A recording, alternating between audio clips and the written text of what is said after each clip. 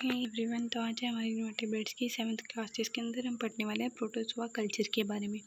तो protozoa culture क्या होता है, मेनली हम आज पढ़ेंगे अमीबा के बारे में, अमीबा कल्चर के बारे में। तो ये है हमारे पास प्रोटोजोआ का डायग्राम, जिसके अंदर है मैक्रोन्यूक्लियर, माइक्रोन्यूक्लियर।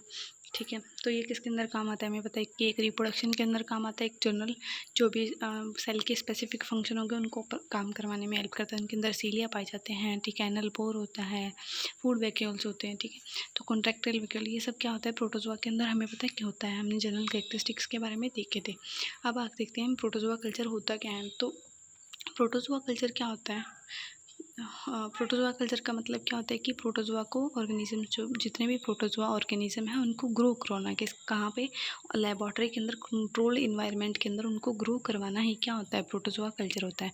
और ग्रो किनका करवाते हैं, प्रोटोजोआन्स ऑर्गेनिजम्स का, जैसे कि अमीबा, पैरामीशियम, जितने भी प्रोटोजोआ ऑर्गेनिजम्स हैं उनका, कि जिसका भी हमें कल्चर चाहिए तो उनका ग्रो करवाना एक लेबोरेटरी के अंदर या फिर कंट्रोल्ड इन्वायरमेंट के अंदर, तो उसको ही हम बोलते हैं प्रोटोजोआ कल्चर। और वो किस लिए किया जाता है, ऑब्जर्वेशन के लिए, कोई भी चीज़ उसके अंदर ऑब्जर्व करने के लिए, उनकी स्टडी करने के लिए, उन पर एक्सपेरिमेंट करने के लिए प्रोटोजोआ कल्चर किया जाता है। ठीक है, आगे हम देखते हैं कि why do we culture protozoa, हम क्यों करते हैं प्रोटोजोआ कल्चर। ऐसे ही थोड़ी ना करते हैं कि मज़े के लिए कर रहे हैं। तो हम कोई भी, हमारे जो एम है उनके, वो क्या क्या हो सकते हैं, देखो, तो स्टडी देयर स्ट्रक्चर, उनके स्ट्रक्चर के बारे में चेक करने के लिए, देखो उनकी स्ट्रक्चर चेक करने के लिए कि वो प्रोटोजोआ कैसे, उनकी स्ट्रक्चर, उनके अंदर क्या मतलब कि स्ट्रक्चर के अंदर कैसे लिपिड कंपोजिशन वगैरह पाई जा रही है, उनकी कैसी स्ट्रक्चर है, शेप साइज़ कैसा है, तो वो सब क्या हो गया, वो सब स्टडी करने के लिए। या फिर सेल साइकिल वगैरह से उनके अंदर मतलब कितने होस्ट मिल रहे हैं, पैरासिटिक है या फिर वो कैसी हैं, ठीक है, फ्री लिविंग है, तो ये सब क्या होता है, ये सब सेल साइकिल के अंदर चेक करने के लिए, या फिर उनका बिहेवियर चेक करने के लिए, वो पैथोजेनिक है या नॉन पैथोजेनिक है।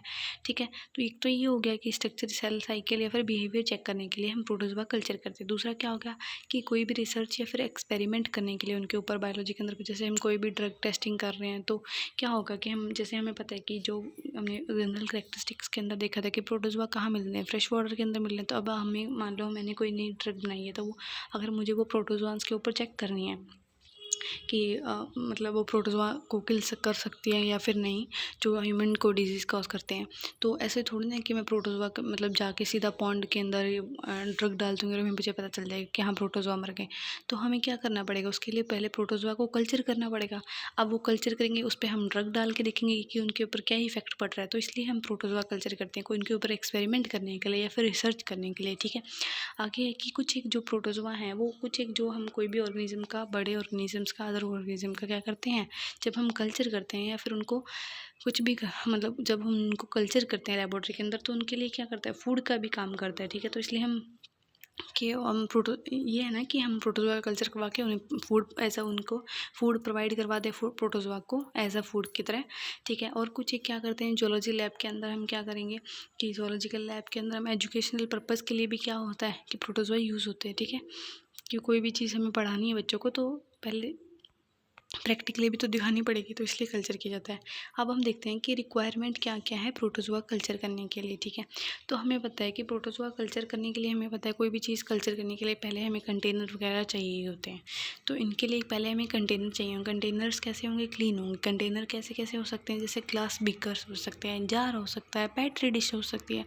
तो ये सब क्या, इनके अंदर हम क्या करेंगे, प्रोटोजोआ को कल्चर करेंगे। आगे देखते हैं कि वाटर, तो वाटर हम दो टाइप से ले सकते हैं। एक तो हो गया पॉन्ड वाटर, जैसे यूजुअली हम लेते हैं पॉन्ड वाटर की, जहाँ पे हमें पता है कि पॉन्ड से हमने वाटर ले लिया, हमें पता है कि इसके अंदर, पॉन्ड के अंदर क्या होता है कि प्रोटोजोआ कल्चर करते, तो हमने सीधा पॉन्ड वाटर ले लिया।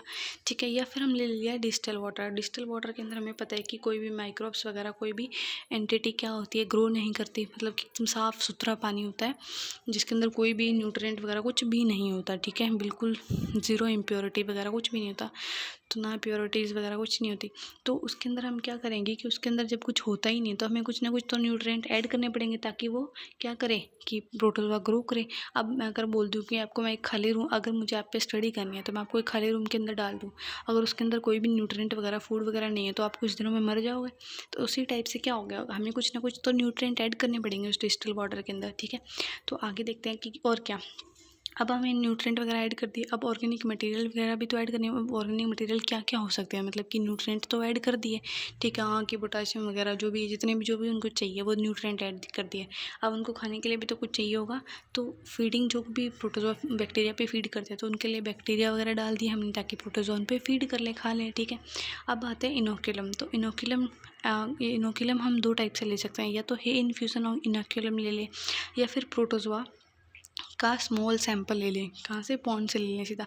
अब हमको पता चला होगा कि इनोकुलम होता क्या। देखो, जब हम घरों में क्या करते हैं कि जब हमें दही बनाने के लिए वो दूध को जमाते हैं, जैसे दूध जमाना बोलते जो भी, तो उसको क्या करते हैं हम, तो वो ऐसे ही तो दूध, हम ये तो है नहीं कि रात को हमने दूध छोड़ दिया सुबह उसमें दही जम गया, ऐसा तो होता नहीं है कि उसमें दही बन गया। तो रात को हम क्या करते हैं, दूध जो भी गर्म हो, जो भी इसका ऑप्टिमम टेम्परेचर होने के बाद हम उसमें क्या करते हैं, थोड़ा सा इनोकुलम डालते हैं, मतलब दही डालते हैं।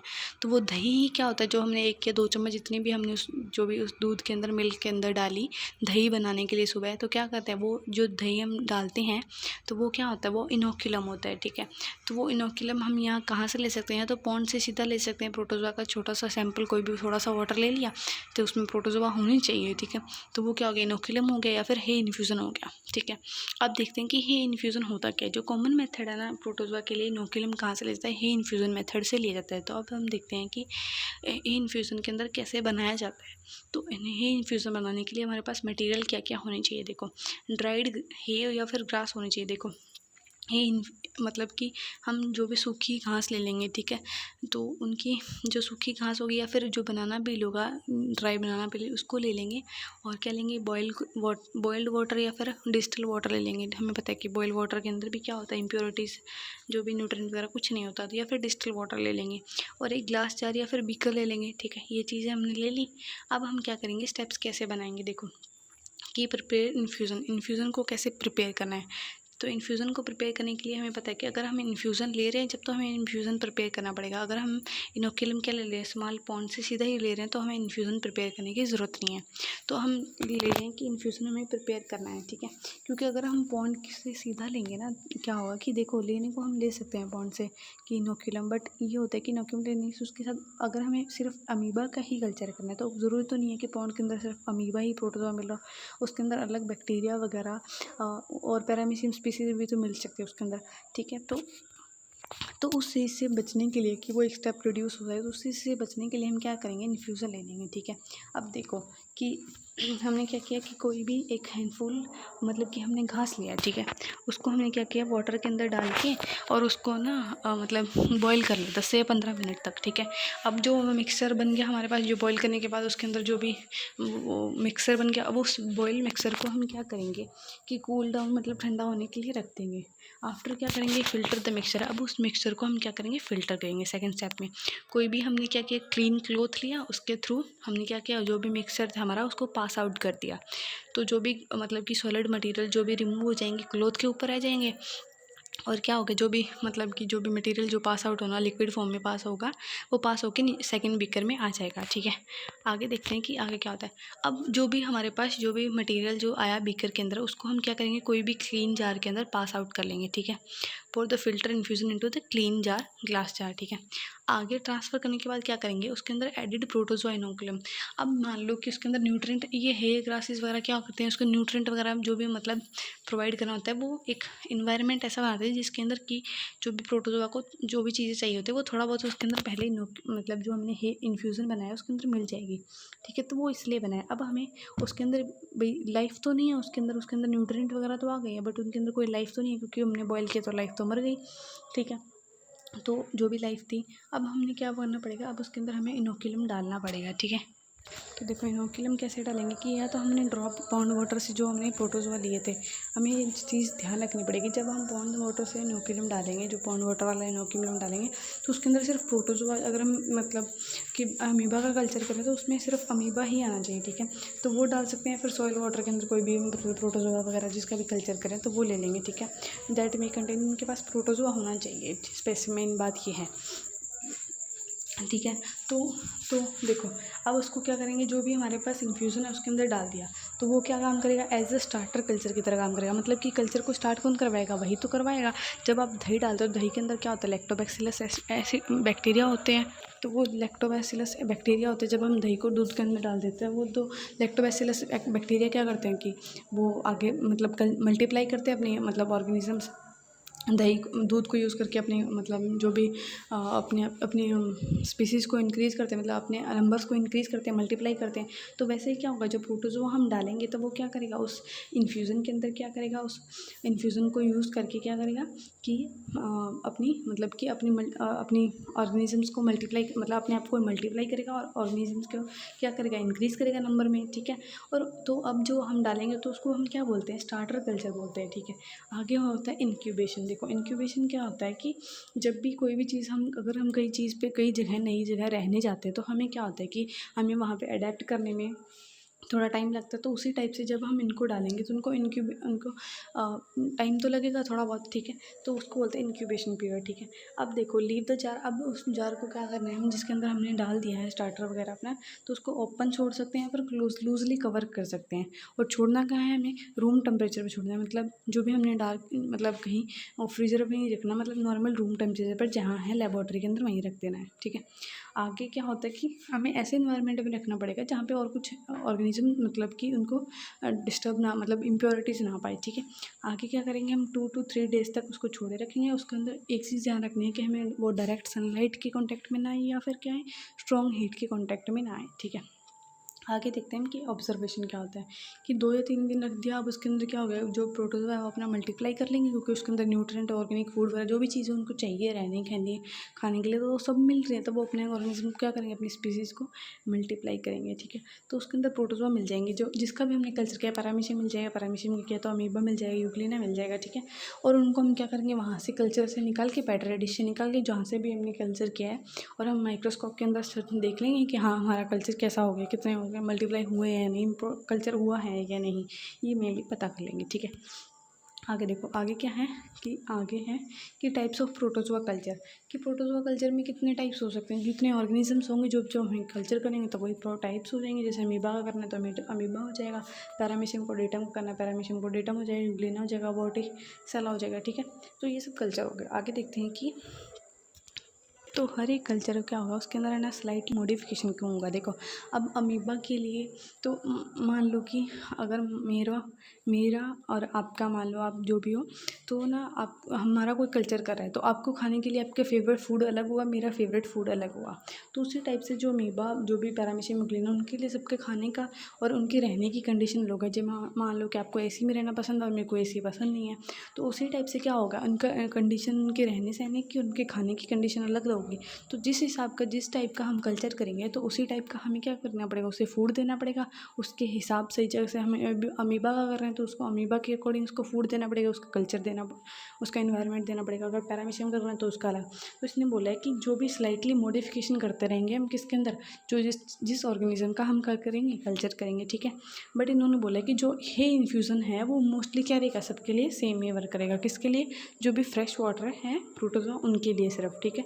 मेराइन के लिए अलग रहेगा, उनके लिए काम नहीं करेगा ये। ठीक है। आगे देखते हैं नोबल टिप्स क्या क्या है। तो यूज़ नॉन क्लोरिनेटेड वाटर, कि क्लोरीन क्या करता है, अब ना कि क्लोरिनेटेड वाटर हम क्या करेंगे उसको मतलब क्लोरिनेटेड वाटर नहीं डालेंगे, क्योंकि क्लोरीन क्या करता है, किल करता है प्रोटोजोआ को। ठीक है। तो ये किल कर देगा तो हमारा कल्चर होगा ही नहीं, क्योंकि हमें तो क्या करना चाहिए, लिविंग सेल चाहिए किसकी, प्रोटोजोआ की। तो हमें क्लोरीन यूज़ नहीं करना। ठीक है। Clean glass wares help avoid fungal and bacterial contamination, मतलब कि हमें क्लीन जार जो भी हमने बैटरी डिश जो भी हमने कंटेनर्स लिए हैं वो क्लीन होने चाहिए। क्यों होने चाहिए, क्योंकि ना अगर उसके अंदर अगर कोई पहले से क्लीन नहीं हुए तो उनके अंदर कोई भी फंगल या फिर बैक्टीरियल कंटामिनेशन हो सकता है। मतलब कोई भी अलग स्पीसीज अदर बैक्टीरिया ग्रो हो गए या फिर फंगल ग्रो होगी तो फिर हमारे क्या होगी, हमारे कल्चर ख़राब हो जाएगा उससे। तो हमें क्या करना चाहिए, उसको अवॉइड करना चाहिए, साफ़ सुथरे कंटेनर्स यूज़ करना चाहिए। ठीक है। Change the medium weekly in the culture if culturing for a long time, अगर हमें वो कल्चर लॉन्ग टाइम के लिए करना है तो हमें क्या करना पड़ेगा कि उसको हमें क्या करना पड़ेगा, मीडियम को वीकली चेंज करना पड़ेगा। क्यों करना पड़ेगा, देखो, अगर हम मान लो कि मैंने एक पेट्री डिश ली और पेट्री डिश मान लो मेरे हाथ जितनी होती है मान लो, तो उतनी पेट्री डिश के अंदर कल्चर हो गया, तो अगर वो पेट्री डिश फुल होगी तो आगे क्या होगा कि जब उसमें जो भी न्यूट्रिएंट फूड वगैरह जो भी है उसकी अवेलेबिलिटी कम हो जाएगी। मतलब कि जितनी स्पीसीज़ ग्रो करेंगी, कोई भी मान लो एक प्लेट है और उसके अंदर हमने कुछ ग्रो करवाया, उसके अंदर ही फूड वगैरह है, उसके अंदर ही वो स्पीसीज़ ग्रो कर रही है, तो जब उसके अंदर स्पेस ही नहीं बचेगा तो वो ग्रो कहाँ करेंगे। तो उसके लिए हमें अगर लॉन्ग टर्म के लिए कोई भी चीज़ अगर कल्चर करवाएं तो उसके लिए हम क्या करेंगे, तो उसको वीकली चेंज करते रहेंगे मीडियम को, ताकि उसके अंदर जो भी फूड वगैरह है, जो भी इन्वायरमेंट, जो भी स्पेस चाहिए उनको, वो उनको मिलता रहे। ठीक है, अगर हम मान लो उसके अंदर तो उस मान लो एक प्लेट फुल हो गई तो उससे हमने क्या करके हम जो भी उसको सब कल्चर कर दें आगे, उनको प्रोटोजोआ को उठा के दूसरी प्लेट के अंदर डाल देंगे, ताकि क्या हो जाएगा कि वो सब कल्चर हो जाए, ताकि उसमें पहली वाली प्लेट के अंदर भी स्पेस बच जाए और सेकंड जो प्लेट है उसके अंदर हमने नया मीडिया डाल दिया तो उसके अंदर वो और मल्टीप्लाई कर सकते हैं, तो और ज़्यादा क्या होगी, ग्रोथ होगी। ठीक है, तो इसलिए उसको चेंज करते रहना चाहिए। अब label reserve date and time for the sample proper, ये तो हमें पता ही है कि कोई भी हम जब सैंपल कर रहे हैं तो उसको क्या करना चाहिए, लेबल करना चाहिए डेट या फिर टाइम से, ताकि हमें पता चल जाए कि हमने इस टाइम ये सर्च की थी, ये काम किया था। ठीक है, ताकि प्रॉपर रिकॉर्ड मेंटेन कर सके। ठीक है।